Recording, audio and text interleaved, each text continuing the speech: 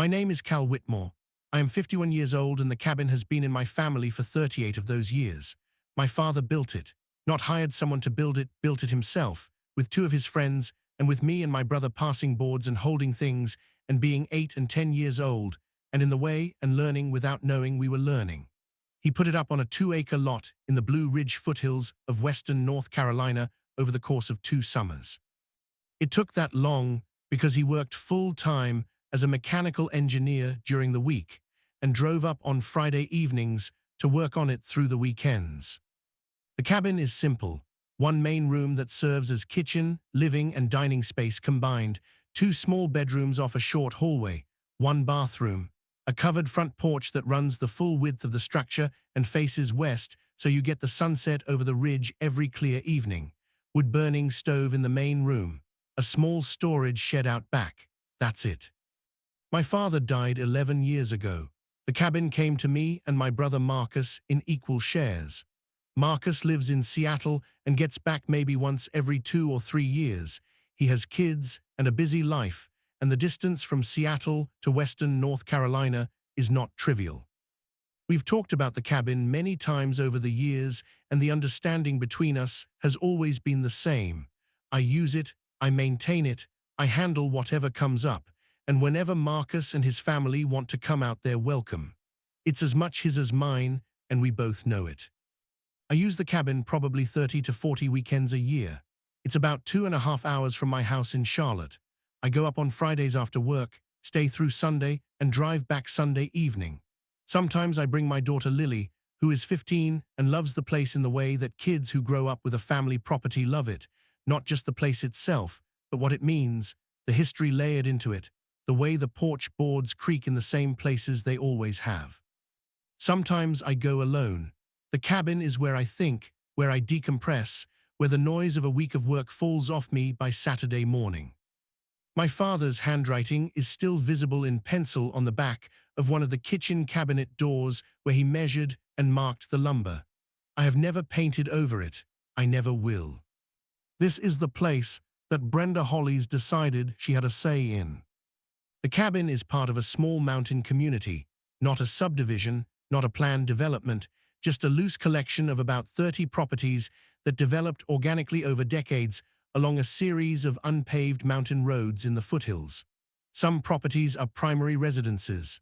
Most, like mine, are weekend or vacation cabins owned by people who live elsewhere.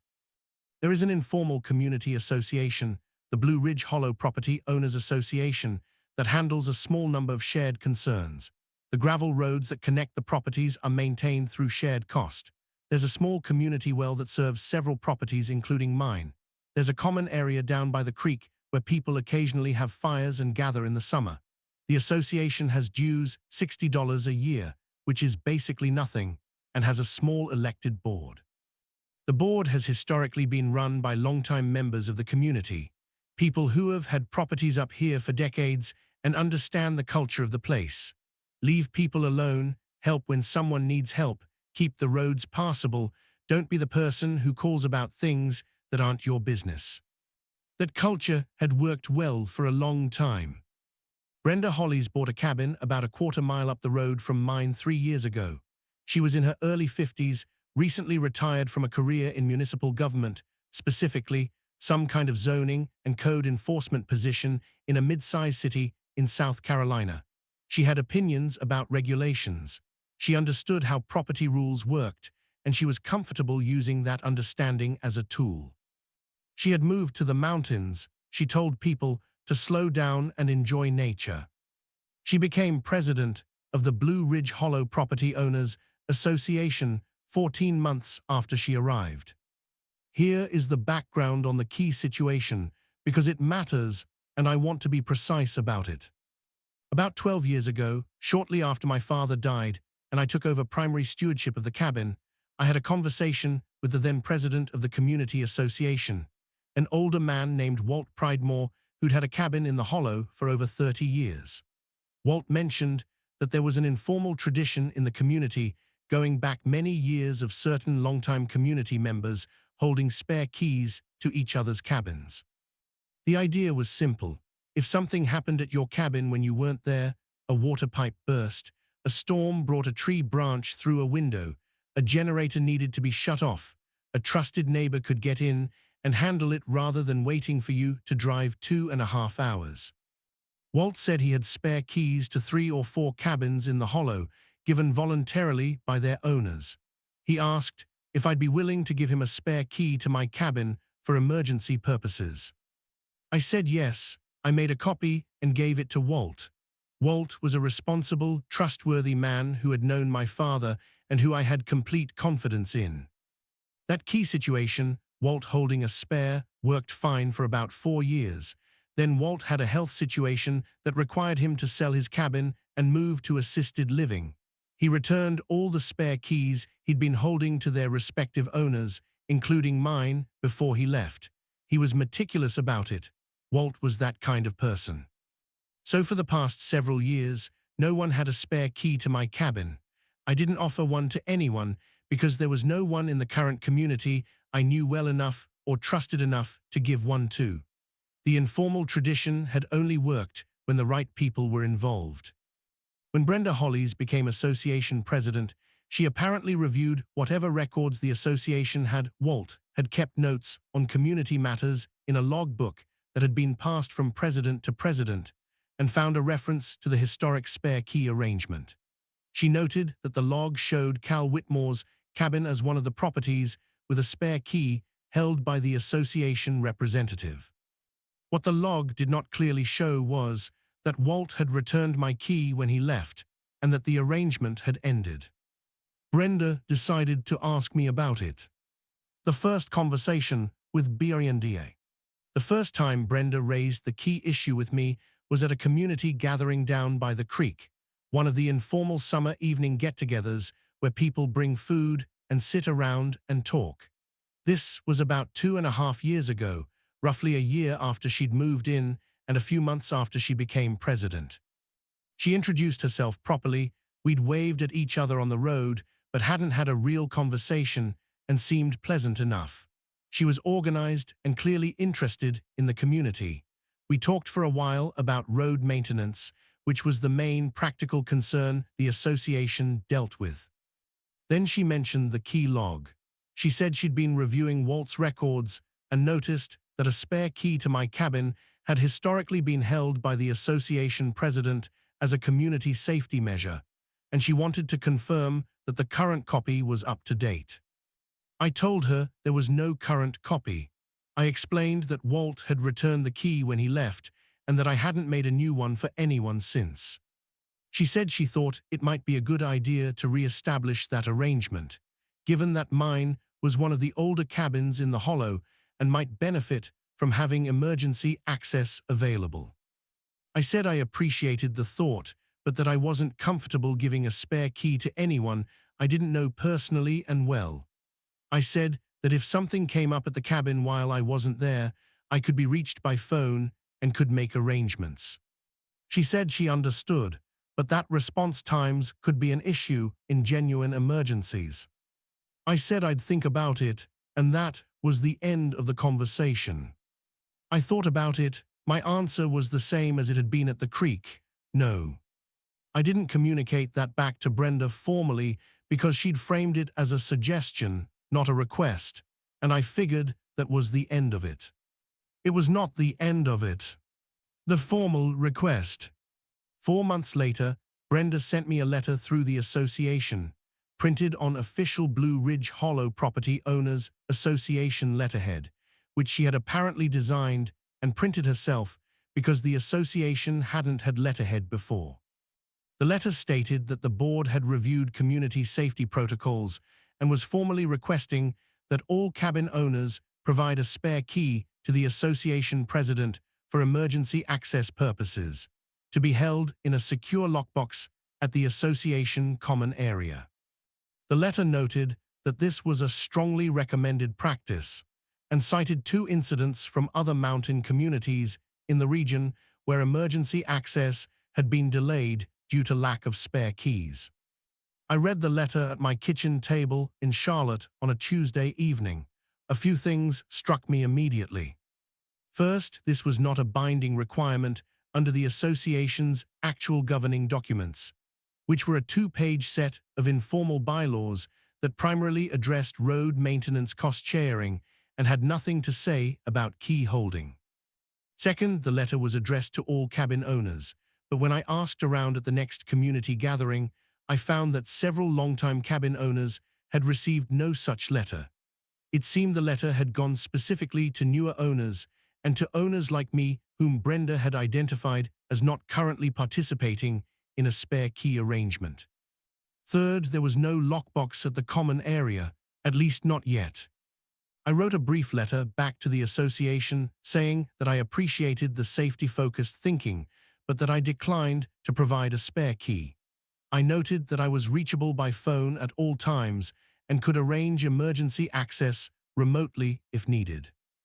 Brenda responded with another letter. This one was longer and included a draft amendment to the association bylaws that would make spare key provision a condition of continued association membership. I read that draft amendment and then called my brother Marcus in Seattle. Marcus is a software engineer. He is methodical, analytical, and has very little patience for what he calls governance theater, the use of formal process to impose personal preferences on people who haven't asked for them. He listened to me describe the situation for about 10 minutes without interrupting. Then he said, "So she wants a key to Dad's cabin." I said that's essentially what it came down to. He said, "No." I said I agreed. He said, "What's the actual leverage she has?" I told him the proposed bylaw amendment, association membership. In theory, loss of membership could affect access to the shared road and the community well. Marcus said, "Read me the actual bylaws." I read him the 2 pages. He was quiet for a moment. He said, "These bylaws have no enforcement mechanism. There's no provision for expelling a member, no process for withholding road access from dues-paying members, no authority to amend bylaws without a full membership vote. She can propose all the amendments she wants. If the membership doesn't vote them in, they're nothing." I said I thought that was right. He said, "Talk to a property attorney if it escalates, but I don't think you're in real legal danger here. I think you're dealing with someone who's used a lot of authority in her professional life and is applying those instincts to a situation where she doesn't actually have that authority." I said that matched my read. He said, "Hold the line, Cal, that's Dad's cabin." I said I knew. The escalation. Over the following 6 months, Brenda's approach to the key issue went through several phases. Phase 1 was additional letters, 3 more, each slightly more formal than the last, each referencing community safety and emergency preparedness, each noting my continued noncompliance with the association's recommended practices. I responded to each one briefly and consistently. I decline. My contact information is current. I am reachable for emergencies. Phase 2 was social pressure. At community gatherings, she would raise the key program in group conversations in ways designed to create a sense of community consensus that I was being difficult. This was mildly effective. A couple of newer cabin owners said things to me like, "It does make sense from a safety standpoint, doesn't it?" I explained my position to each of them directly. Most of them nodded and dropped it. One woman told me she hadn't actually given Brenda a key either and wasn't planning to. Phase 3 was the bylaw amendment vote.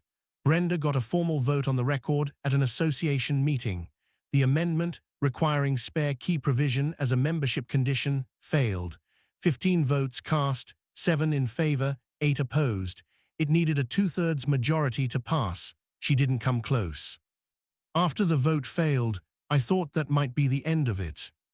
Phase 4 was the police call. I did not see Phase 4 coming. The police call. It was a Saturday morning in October, about 11 months after the key issue had first come up. I was at the cabin, had arrived Friday evening as usual, had a good night's sleep, was making breakfast when I heard a car on the road outside. I looked out the kitchen window and saw a county sheriff's deputy's vehicle pulling up in front of the cabin. I went out to the porch. The deputy got out, a young man, probably late 20s, looked like he'd drawn the short straw for a Saturday morning call. He introduced himself as Deputy Carson and asked if I was Calvin Whitmore. I said I was. He said he'd received a report of a possible property access dispute at this address and was checking to make sure everything was okay. I asked who had filed the report. He looked at his notepad and said the call had come from a community association representative expressing concern that a property in the Hollow had documented emergency access issues and that the owner had refused to cooperate with safety protocols. I stood on my porch for a moment processing this. Then I said, "Deputy Carson, I'd like to show you something. Would you come inside for a minute?" He said, "Sure." I brought him into the kitchen and showed him my property deed. I keep a copy in the cabin, establishing my ownership of the property. I showed him the association's bylaws, highlighting the absence of any enforceable provision about key holding. I showed him the vote results from the bylaw amendment meeting. I had a copy of the minutes. I showed him my correspondence with Brenda, my consistent responses, my offer of emergency contact information. Deputy Carson looked through all of this carefully. He was a thorough young man. Then he looked at me and said, "Sir, is there anything preventing anyone from accessing this property in a genuine emergency right now?" I said no. I had neighbors who knew me by sight. I was reachable by phone. The cabin was structurally sound with no outstanding safety concerns. He said, "Is there any legal basis for the association to require you to provide a key to your private property?" I said not under any document I was aware of. He nodded slowly. Then he said he needed to speak with the person who'd made the call. He walked down the road to Brenda's cabin. I watched from my porch. They spoke for about 15 minutes. I couldn't hear the conversation. When he came back, he said, "Mr. Whitmore, I don't see any legal issue here. This appears to be a community dispute that falls outside law enforcement's role. I'd encourage you and your neighbor to find a way to resolve it." I said I appreciated him coming out. He said, "One more thing, whoever made this call, I let them know that filing reports about civil disputes as though they're safety emergencies isn't an appropriate use of emergency services." He got in his vehicle and drove away. I went back inside. The key was sitting on the kitchen counter where I'd put it when I pulled it out to show him my cabinet with the documents. I looked at it for a long moment. Then I picked up my phone and called Marcus, Marcus, and the solution. Marcus picked up on the second ring. I told him what had just happened. There was a pause. He said, "She called the police." I said yes. He said, "About a key." I said yes. He was quiet for another moment, and then he said, "Cal, I want to tell you about some technology." Marcus is a software engineer. When Marcus starts a sentence with, "I want to tell you about some technology," you should pay attention. He told me about smart locks, specifically about a category of smart locks that use biometric facial recognition as the primary access credential. He told me they had become significantly more affordable and reliable in recent years. He told me that a good unit with facial recognition plus a backup pin could be installed on a standard door in a couple of hours. He told me that such a lock had no physical keys, no key to copy, no key to request, no key to dispute. He said, "You install this lock, there is literally nothing for her to ask for. The mechanism doesn't exist." I said, "Tell me more." He talked for about 30 minutes. We discussed specific models, installation requirements, power source options. Most mountain cabins are on normal grid power, so that wasn't an issue, and the practical security implications. Facial recognition smart locks at that point were not foolproof, but they were significantly more secure than a standard keyed lock in most real-world scenarios. He sent me 3 product links. I ordered one of the locks from my phone before I went to bed that Saturday night. It arrived at my Charlotte house on Wednesday. I drove up to the cabin Thursday after work, arriving around 8 in the evening.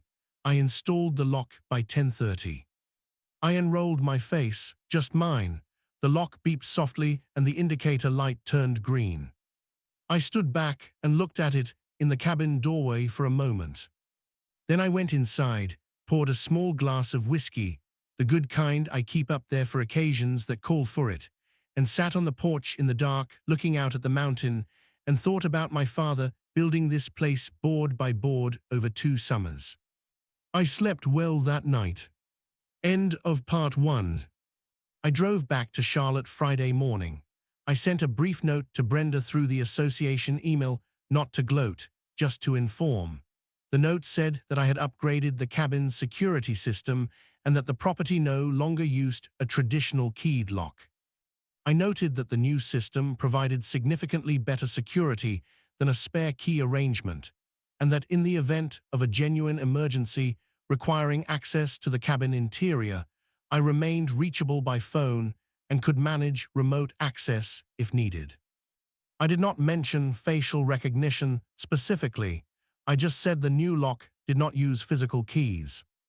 Brenda's response came back in about 4 hours. She said the association's emergency access concerns were not addressed by a phone contact arrangement, that a modern security system did not substitute for community key-holding protocols, and that she intended to bring the matter before the association board again. I read her response once and closed my email. The following weekend, I drove back up to the cabin as usual. On Saturday morning, I was sitting in a camp chair on the porch with my coffee, looking at the mountains, when I heard footsteps on the gravel road.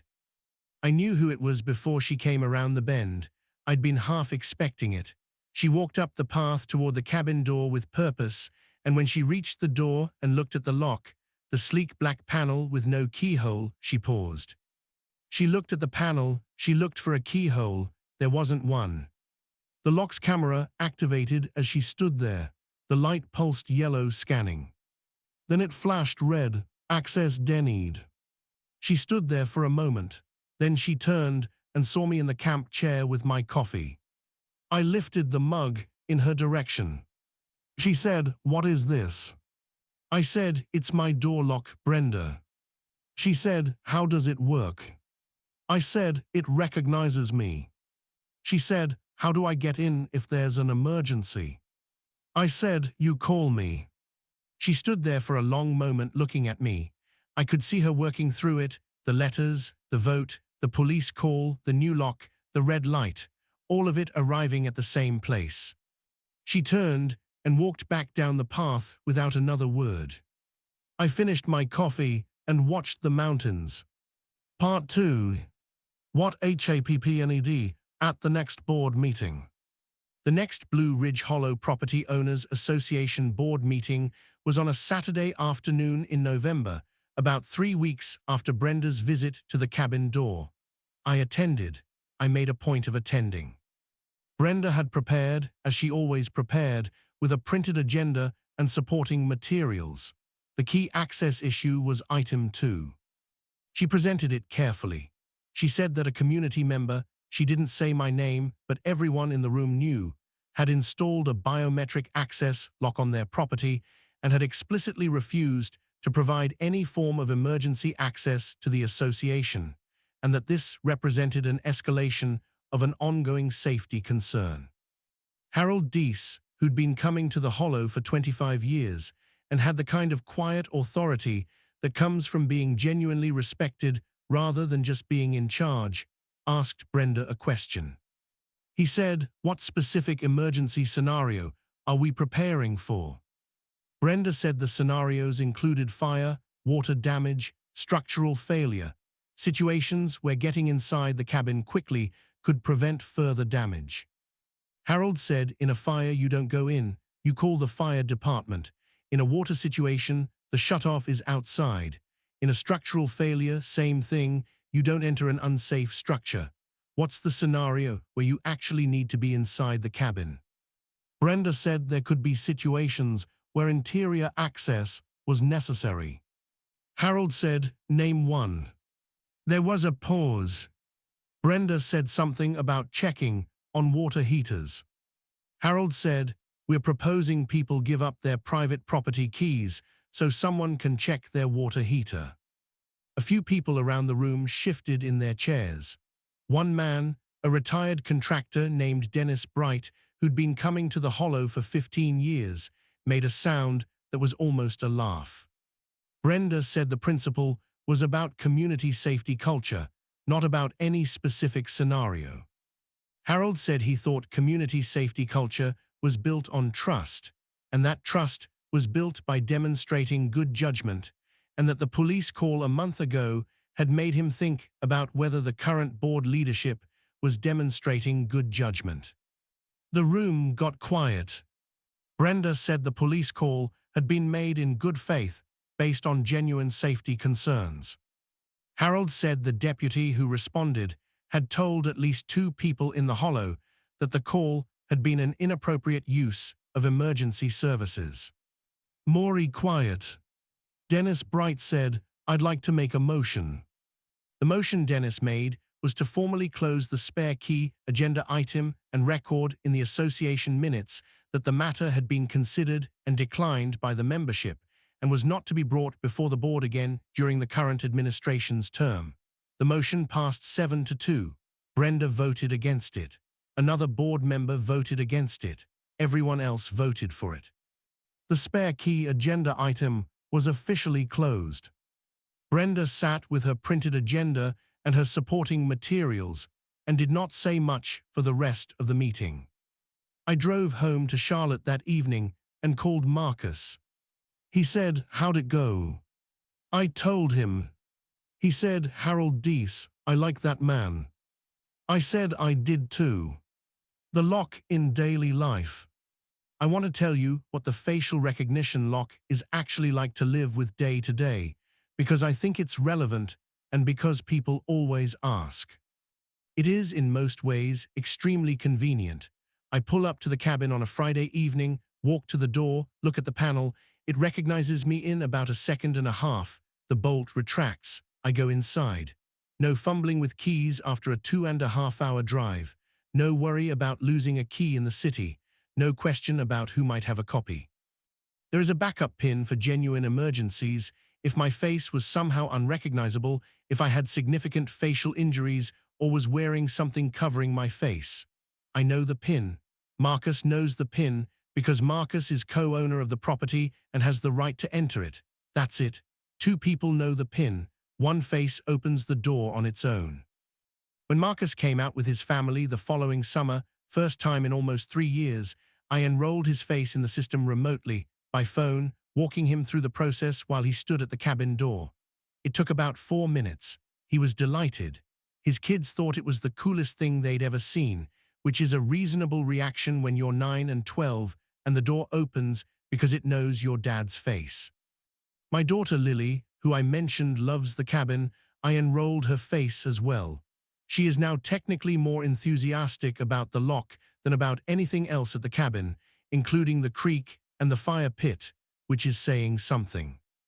The lock runs on power from the cabin's normal electrical system with a battery backup that would provide several weeks of operation in a power outage.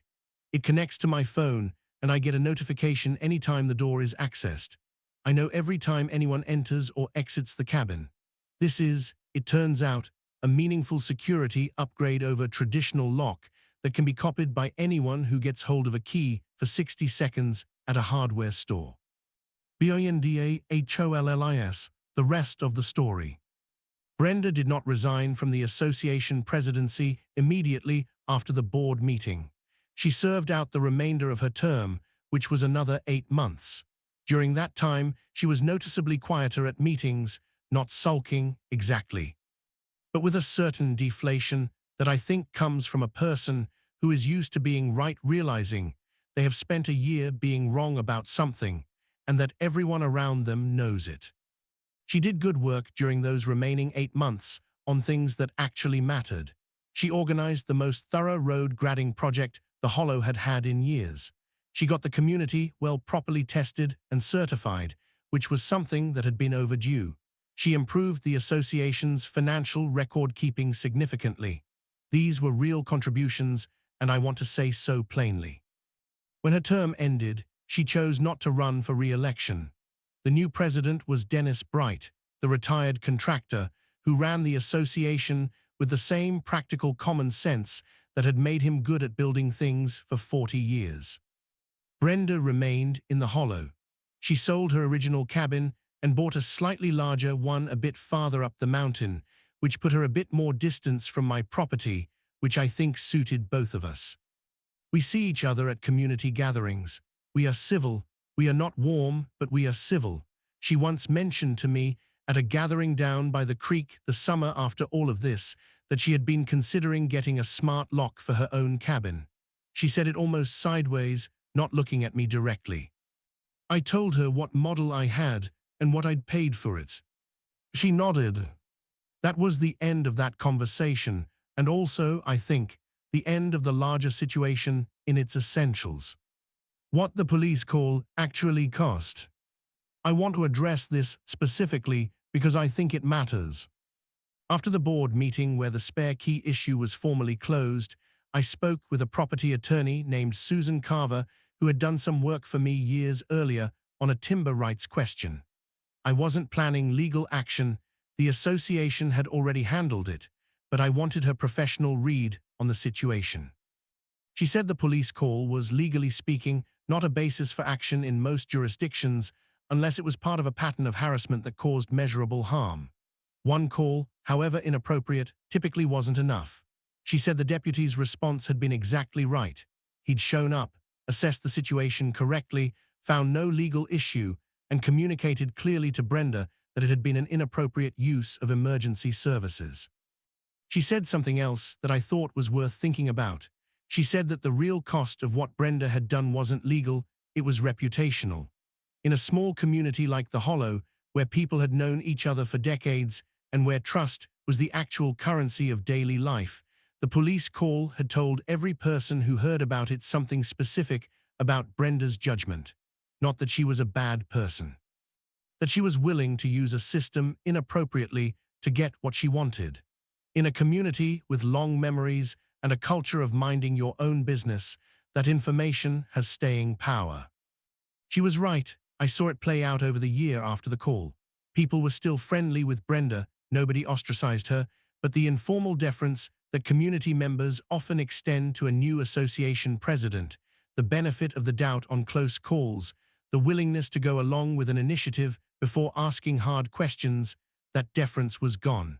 Harold Deese hadn't been the only one taking notes. My father and the cabins.